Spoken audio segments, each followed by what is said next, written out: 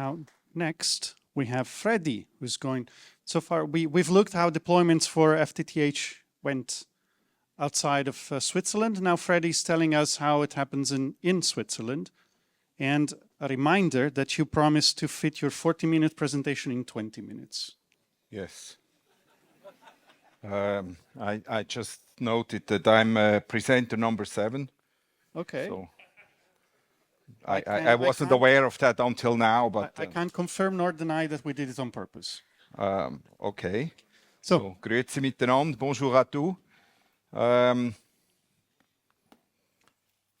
I'm supposed to talk English today, so I try hard. What is the status of the fiber optic dispute in Switzerland? In German, so-called Glasfaserstreit.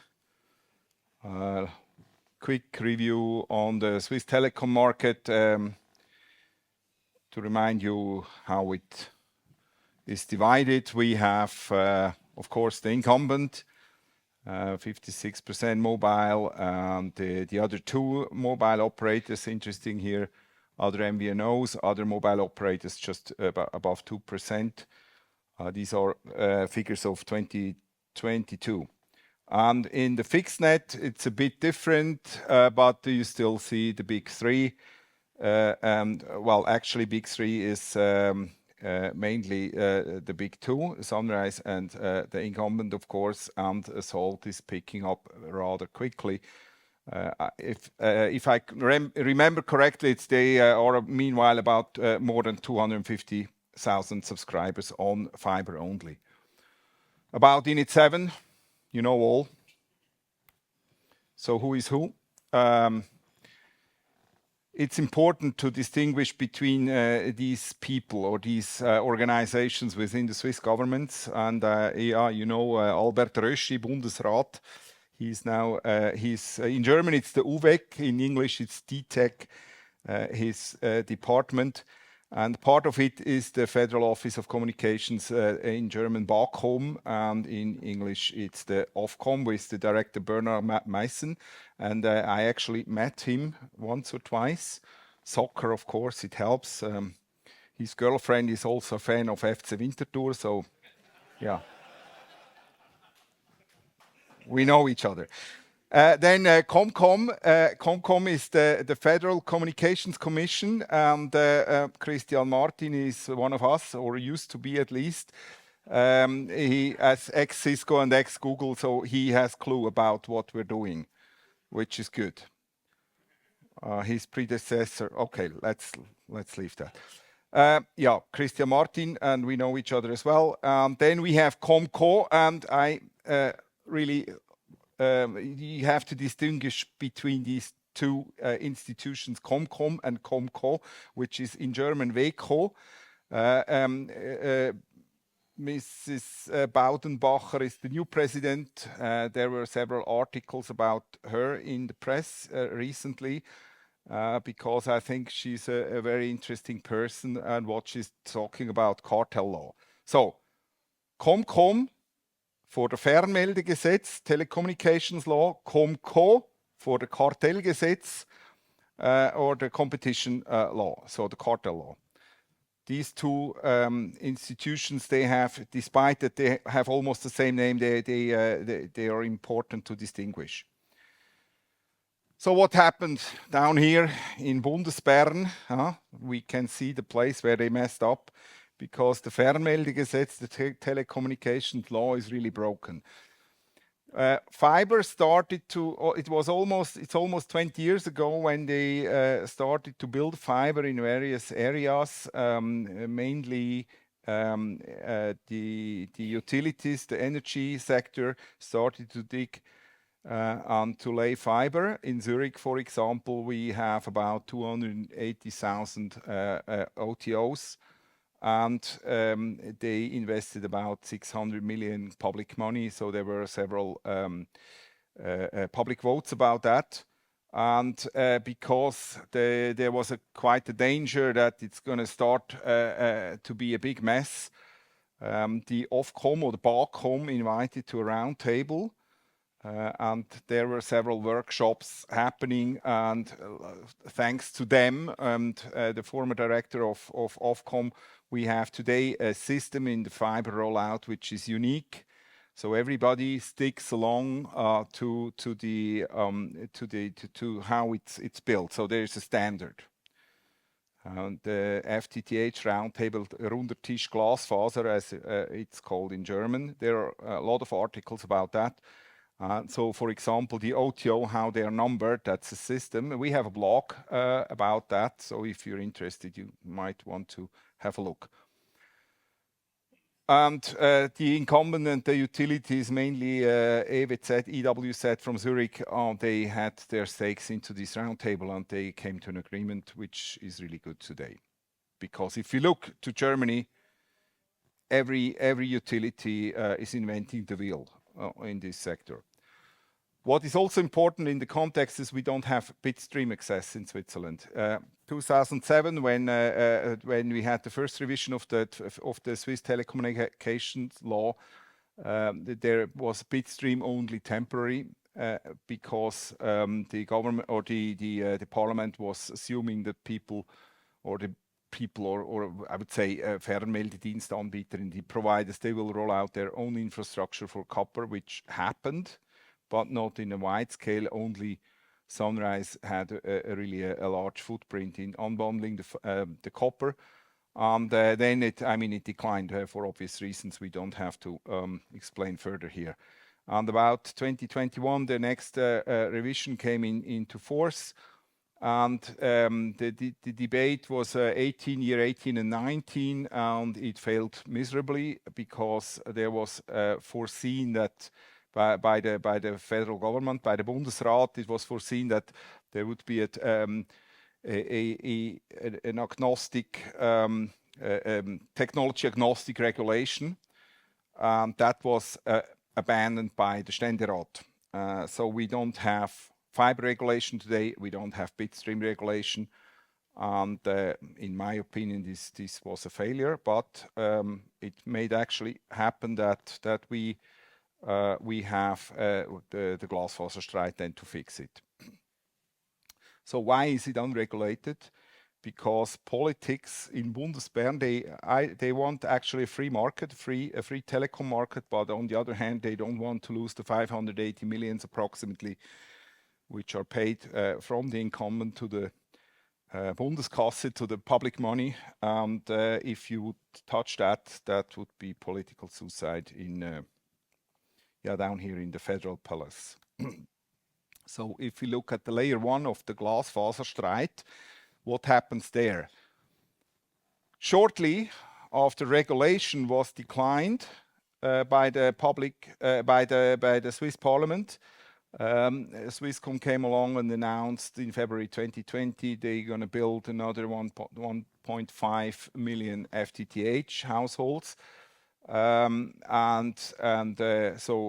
in general, press or the public, they liked it. They thought it's a good idea. What not many people knew at the day is that they're going to change the topology from point-to-point to point-to-multipoint. And as we know, point-to-point has been agreed in the roundtable, in the Glasfaser roundtable before. So that would be like a sort of a self-regulation, but Swisscom decided to abandon this. So what happened then? 3 weeks later, the Competition Commission, the Wettbewerbskommission, they started to investigate about that. And the case is actually 320274 Netzbaustrategie Swisscom. There are more than, meanwhile, I think 1,000 pages you can read if you want. They investigated if this is in line with the cartel law. So we're looking now only to the cartel law and no longer to the telecommunications law, because the telecommunications law, there was the foreseen regulation was not part of it. So from our perspective, it became obvious after about half a year that we couldn't connect our customers anymore to our own infrastructure, but we were forced to use the BBCS product like any other service provider, because there was no fiber unbundling. I mean, at least from a technical perspective, there was no fiber unbundling anymore possible. And I would like to emphasize that unlike the rumors which were spread quite a bit, the Competition Commission started the investigation without us.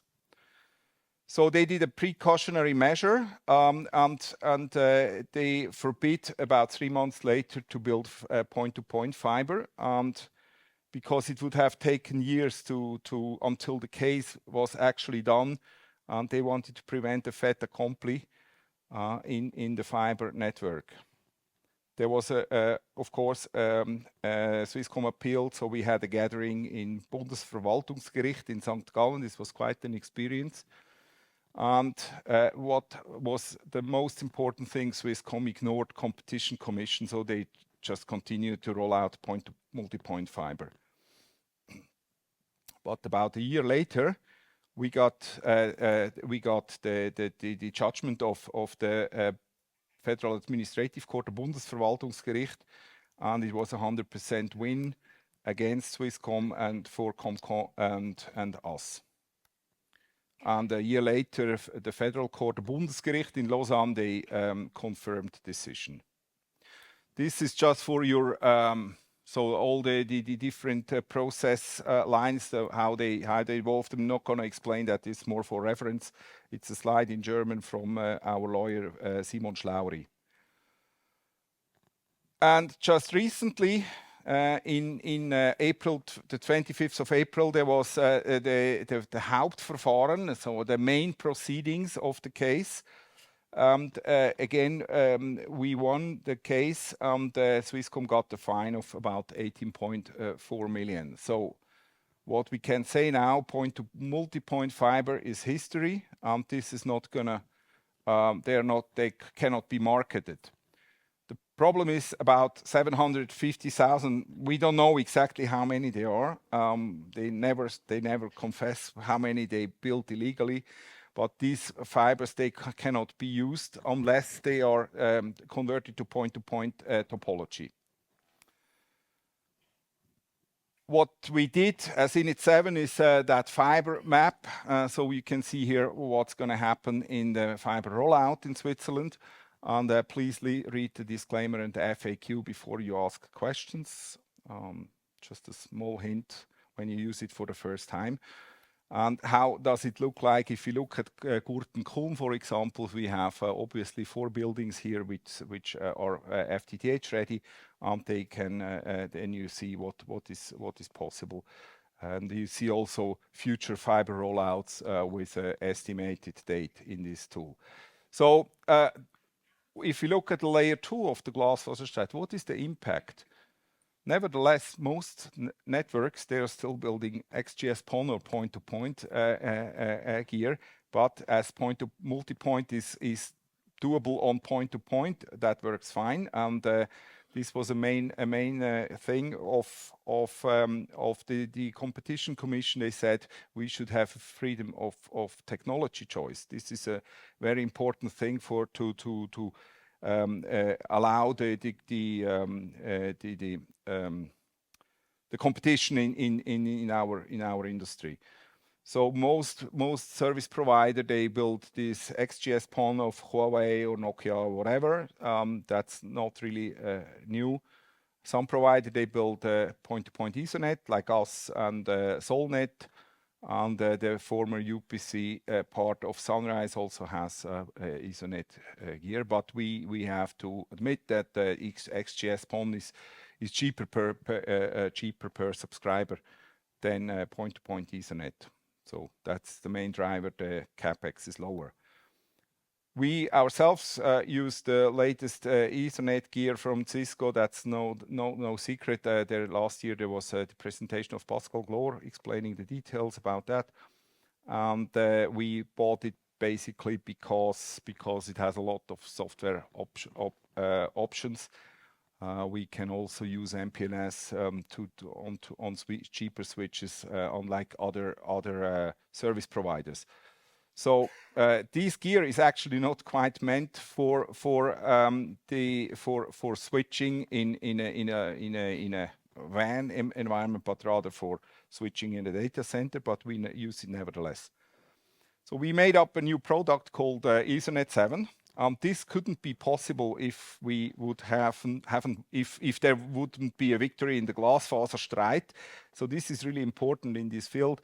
It's a carrier Ethernet service like we know it for 15 years or even longer. I think I did the first test with the carrier Ethernet service product of the incumbent around 2006. But there was no or almost no competition in this field. So the incumbent still charges about 310 per month for a 10 megabit link. And if we look at the latest technology, it's EVPN VXLAN, which is used on these switches. This is also used in internet exchanges. It's no layer 2 switching people do in metro Ethernet exchanges. I think the DKIX and SwissIX people, they can confirm that. So I found a random network map of MENAP here as an example. And so we thought, we're doing EVPN VXLAN in our infrastructure to do this Ethernet 7, so we could also do Exchange 7. And this is what I want to test here with you. Could we actually, would that be useful to do an internet exchange over our platform? Because we could connect about 2 million OTOs, and we are also live and on net in most Swiss data centers. We got already the numbering of the RIPE NCC to do an internet exchange, the addressing, and so the question is, could that be done? 10 gigabit, one ASN per one port per ASN, free of charge for those nerds which already have BGP feed from us via the Fiber 7 infrastructure. I mean, we would certainly need to charge something to get the connection done, and in the data center it would be a bit more costly because it's complicated there. It's an experiment. We don't know if it will survive, and we try to get IXP Manager running because it seems to be a bit difficult. I think Jonas can confirm that. He struggles a bit because of, I don't know, where is Jonas? Jonas is somewhere. Oh, there, yeah. So talk to him about the IXP Manager experience. We might do also route servers. The question is, can I peer within its 7's AS via this exchange? No, that likely won't be possible. So I would like to know from you, do you think such an exchange would be cool, or is it useless? So I would like you to show hands. Those which think it's cool, please show hands now. So, and those which think it's a stupid idea, please show hands now. No, mine. On those which don't know yet, they should need a bit more time to think about. Please show hands now. So I have no no's. That's cool. That's cool. So yeah, we may continue with that and announce the details on the mailing list. So just quickly want to point you on our blog, the whole story about the fiber dispute. It's available in French, English, Italian, I think also, and German, of course. Please have a look. That's me, and that's it. I'm in time. Thank you.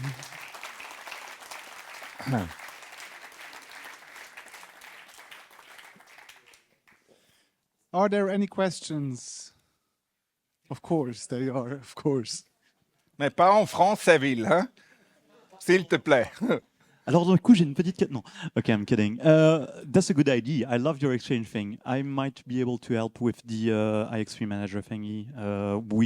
I just volunteered someone to share. Please talk to Jonas. Yeah, okay. Yes. Let's get in touch. He's our man, yeah. That's really Thank cool. you. Thanks for the offer. That's great. Anyone else?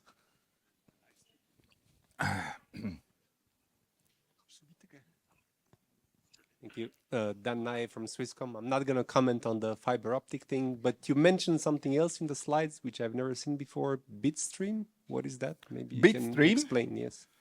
Bitstream is, you know, when I can go back to Bitstream quickly. So what we see here is the copper distribution for the unbundled. In German, it's TAL, Teilnehmeranschlussleitung. So the unbundled copper line. And in the beginning, we had ADSL and the different service providers which unbundled the copper line, they had their own equipment, like ADSL, DSLAMs, etc. And then with higher bandwidth introduced above VDSL2, the problems of GFast, for example, you have to synchronize the whole fiber bundle with one gear only. You cannot connect them because they disturb each other. And so because of that, to achieve higher bandwidth on copper lines, there was a virtual unbundling. So you got basically your own plug connected to the DSLAM, which is doing GFast, and the incumbent had to offer these ports. So there was a virtual unbundling. In Austria, for example, the product is called VULL, Virtual Unbundled Local Loop.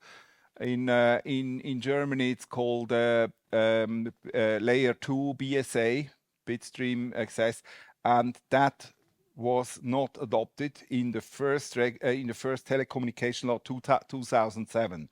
So it was declined by the Swiss Parliament, and that's why we don't have a Bitstream access. What you now can think, Bitstream could also happen on fiber, on PON fiber, for example. That would work. But as there is no Bitstream, and the incumbent tried to monopolize the fiber with PON trees, so we couldn't get our own unbundled fiber, that only because of these two facts, the Glasfaserstreit could actually happen and be successful from the competition's perspective, so from the alternative service providers. Does it make sense? Yeah? Okay.